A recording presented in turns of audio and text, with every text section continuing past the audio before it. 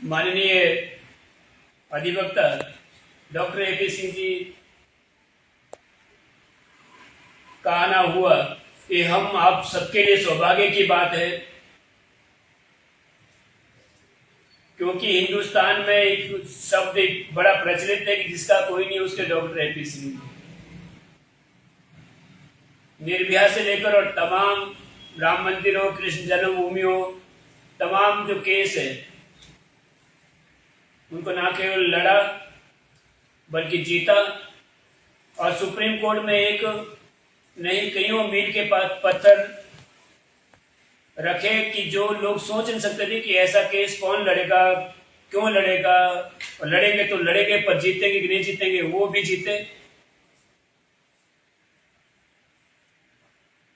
तो ये अपने आप में बहुत बड़ी बात है, और मैं इसलिए भी इनका ऋणी हूं, मैंने गुरु और बड़ा भाई कहता हूं, क्योंकि हिमालय की जो आज की डेट में जो पीड़ा है, हिमालय की जो पीड़ा है, वो ना केवल हिमालय की, पूरी हिंदुस्तान की, और मैं तो कहूँ कि पूरे एशिया महाद्वीप की पीड़ा है। उस पीड़ा को हम लोगों से ज्यादा आदरणीय बड़े भाई साहब ने समझा और इन्होंने अनुभव किया, और हमारी जस्टिस फॉर देवात्मा हिमालय उसके संरक्षक के रूप में, संरक्षण के रूप में आप का आशीर्वाद हमें बराबर मिल रहा है, बराबर प्राप्त हो रहा है। उसी कड़ी में आज यहाँ पर आना हुआ। मैं चाहूंगा कि आपके आशीर्वचन हम सबको, हिमालय वासी को और हिमालय को मिले, ताकि लोगों को लगे कि ये कितनी बड़ी लड़ाई है जो हम आप सब लोग लड़ रहे हैं मिलके।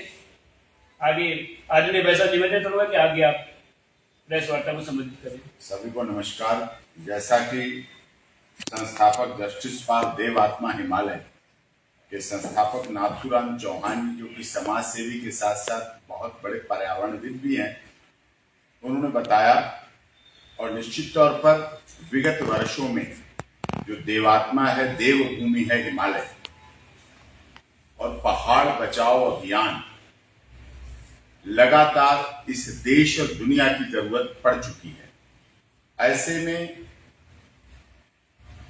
पिछले दिनों से लगातार ये पता चल रहा है, हिमाचल में कई ऐसे कार्य हुए जिनके द्वारा पहाड़ों का स्खलन, और जिसमें प्रदूषण नियंत्रण बोर्ड, वन एवं जलवायु परिवहन मंत्रालय, राष्ट्रीय राजमार्ग, वन विभाग सभी जिम्मेदार माने गए। और अभी सिरमौर के ही कामराऊ तहसील स्थित चिलोन क्षेत्र में भी देखा गया है कि पर्यावरण नियमों की लगातार अनदेखी हो रही है, अवैध निर्माण किया जा रहा है। नदियों एवं प्राकृतिक जलधाराओं के बीच जो 100 से 150 मीटर की प्रतिबंधित बफर जोन है, और जिसको हिमाचल प्रदेश की सरकार ने भी माना है, अपनी कमी भी मानी है। माननीय सर्वोच्च न्यायालय ने भी इस बात को बहुत बार इंगित किया है कि इस तरह से कैसे बचाएंगे, और 30 जुलाई 2025 को किए गए निर्णय के अनुसार नदियों, नालों, खड्डा तथा अन्य जलधाराओं से 100 से 150 मीटर के भीतर किसी भी प्रकार के निर्माण पर प्रतिबंध लगाया गया, ताकि जान माल की सुरक्षा सुनिश्चित की जा सके। माननीय सर्वोच्च न्यायालय कई बार कह चुका है, अत्यंत संवेदनशील एवं नाजुक भौगोलिक स्थिति को लेकर गंभीर चिंता व्यक्त कर चुका है। नेशनल ग्रीन ट्रिब्यूनल ने बहुत याचिकाएं इस बात को लेकर नाथूराम चौहान जी के द्वारा भी है और अन्य के द्वारा भी हैं, जो देखी जा रही हैं, लड़ी जा रही हैं। और उन याचिकाओं में पर्यावरण संरक्षण अधिनियम 1986, वन संरक्षण अधिनियम 1980, आपदा प्रबंधन अधिनियम 2005, भारतीय संविधान के अनुच्छेद 221 का उल्लंघन का हवाला दिया गया है, जिसके द्वारा लगातार उल्लंघन हो रहा है। और ये precautionary principal, polluter pays principle की तरह हमने कई चीजें साइटेशन दी हैं माननीय सर्वोच्च न्यायालय से, जिससे कि इस तरह के अवैध निर्माण कार्यों पर तत्काल रोक शासन और प्रशासन अपने स्तर पर चलाए, अपने स्तर पर लगाए। क्योंकि इसके लिए हमने जिन सब लोगों को पार्टी बनाया है, जो जिम्मेदार पार्टी हैं, उनकी बड़ी जिम्मेदारी बनती है। याचिका फाइल हुई है, इस बात को लेके भी हमारी राष्ट्रीय हरित प्राधिकरण अधिकरण एनजीटी की प्रधान पीठ नई दिल्ली में याचिका फाइल हुई है इस बात को लेके, जिसमें नाथूराम चौहान जी याचिका करता है, और उसमें प्रदूषण नियंत्रण बोर्ड, पर्यावरण, वन एवं जलवायु परिवर्तन मंत्रालय, राष्ट्रीय राजमार्ग और वन विभाग और अन्य ठेकेदार जो अवैध रूप से अतिक्रमण करते हुए पर्यावरण को खराब भी कर रहे हैं, विनष्ट कर रहे हैं, नुकसान पहुंचा रहे हैं, और इससे नेशनल ग्रीन ट्रिब्यूनल के आदेशों, माननीय सर्वोच्च न्यायालय के आदेशों, हिमाचल प्रदेश की सरकार की बनाई गई जो 30 जुलाई 2025 को स्पष्ट नीति है, उन सब आदेशों का खुला उल्लंघन हो रहा है, अवहेलना हो रही है, जिसके लिए वास्तव में जैसे पहले भी सिटीजन फोरम केस पड़े, बहुत केस पड़े, उनमें भी अच्छा सा लैंडमार्क जजमेंट माननीय सर्वोच्च न्यायालय ने दिया है। इसी आधार पर इसलिए हिमालयी परिस्थितियों, पर्यावरण संतुलन और आम नागरिकों के जीवन से जुड़ा हुआ विषय है। हिमालय सुरक्षित है, पहाड़ सुरक्षित हैं, तो पर्यावरण सुरक्षित है, और पर्यावरण सुरक्षित है तो दिल्ली देश की राजधानी, माननीय सर्वोच्च न्यायालय, महामहिम राष्ट्रपति भवन और नेशनल ग्रीन ट्रिब्यूनल और पूरा देश सुरक्षित है। तो इसलिए देशव्यापी ये भावना होनी चाहिए, जिस बात को लेकर जस्टिस फॉर देवात्मा हिमालय के द्वारा नाथूराम चौहान जी और इनके अन्य साथी सभी लोग जो इस संगठन से जुड़े हुए लगातार कार्य कर रहे हैं, इनकी याचिका है। यहाँ देखना भी आवश्यक था, मौके पर देखकर ही court honourable national green tribunal में बोला जा सकता है। याचिका फाइल हो गई है, वहां प्रोसेस चल रहा है, और हम आप सबका सहयोग चाहते हैं कि शासन प्रशासन इसमें पूर्ण रूप से सख्ती के साथ इस पर नियंत्रण करे, नहीं तो फिर चिड़ियां चूं जाएंगी, फिर पछताए क्या होता है। चाहे कांटा निर्माण की बात हो, चाहे और तरह से होटल या और चीजों के निर्माण की बात हो, उस पर नेशनल हाईवे इंपॉर्टेंट जिम्मेदारी है, वन विभाग, प्रदूषण नियंत्रण बोर्ड, पर्यावरण, वन एवं जलवायु परिवर्तन मंत्रालय, ये सभी जिम्मेदार हैं। साथ में राज्य सरकार हिमाचल प्रदेश भी जिम्मेदार है, वो अपनी जिम्मेदारी को निभाएं, क्योंकि सामाजिक जिम्मेदारी है, किसी की निजी जिम्मेदारी नहीं है। प्रदेश और पर्यावरण सुरक्षित रहेगा तो हमारा जीवन और हमारी सांसें सुरक्षित रहेंगी। कोविड-19 वैक्सीन जब आई, कोरोना लगा, तो वैक्सीन से उस समय इलाज कर लिया गया, लेकिन मूल रूप से उसमें था पर्यावरण। क्या हम अपने पर्यावरण को, क्या हम अपनी ऑक्सीजन को, क्या हम अपने जीवन को, क्या हम जिंदगी को बचा पा रहे हैं? उस समय जवाब मिला हम नहीं बचा पा रहे हैं। तब हमें बाहर महानगरों से गांव की तरफ आना पड़ा, सब गांव में चले आए महानगरों को छोड़ के।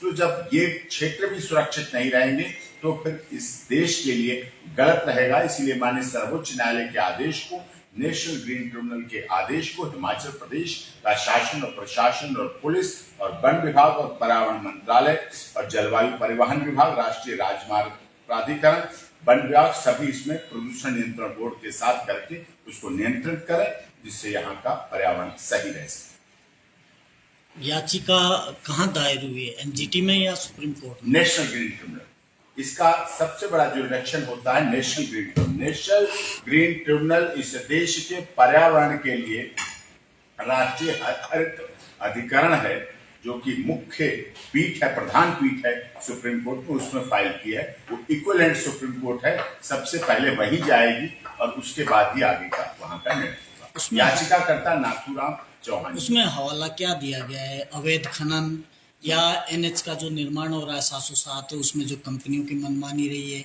उसमें क्या ऐसा हवाला दिया गया है वहां पे कि ये प्रकृति के लिए सही नहीं है? अवैध खनन का हवाला दिया गया है, और उसमें राष्ट्रीय राजमार्ग निर्माण में जो 100 और 150 की दूरी रखी गई थी, जो मानक बनाया था, माननीय सर्वोच्च न्यायालय ने भी बनाया था, एनजीटी ने भी बनाया था, और 30 जुलाई 2025 के निर्णय जो राज्य की, हिमाचल प्रदेश की राज्य की मंत्रिमंडल परिषद का निर्णय था, उसका निर्णय भी है।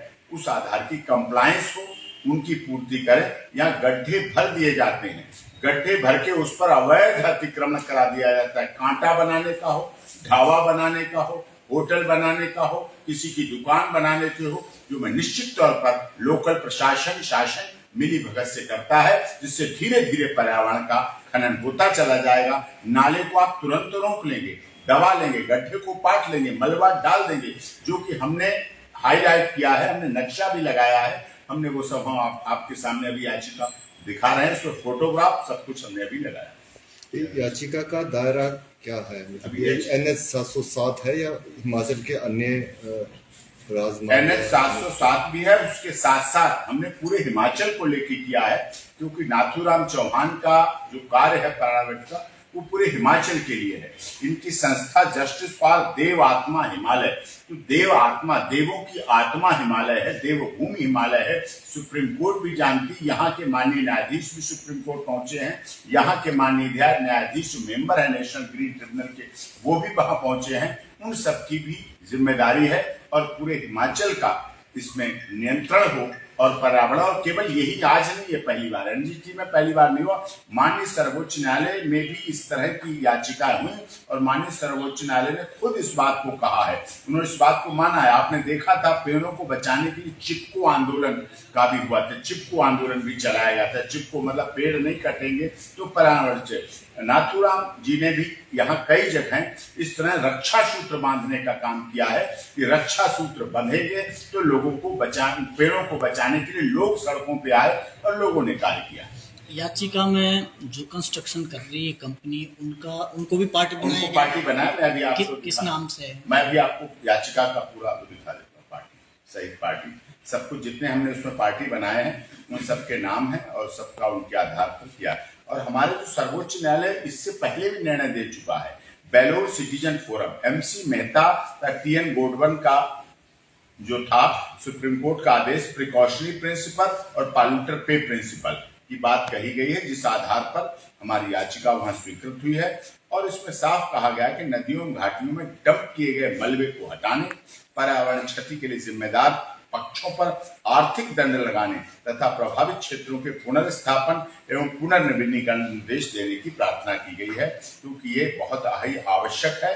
और इसकी जो इसमें जिम्मेदार अधिकारी, मर गया उसके लिए तो रो रहे हैं, मर गया वो तो चला गया, लेकिन कहावत है मौत घर देख गई, तो उसके लिए जो जिम्मेदार लोग हैं उनके ऊपर भी इस तरह की कार्रवाई हो, इस तरह से भी होना चाहिए।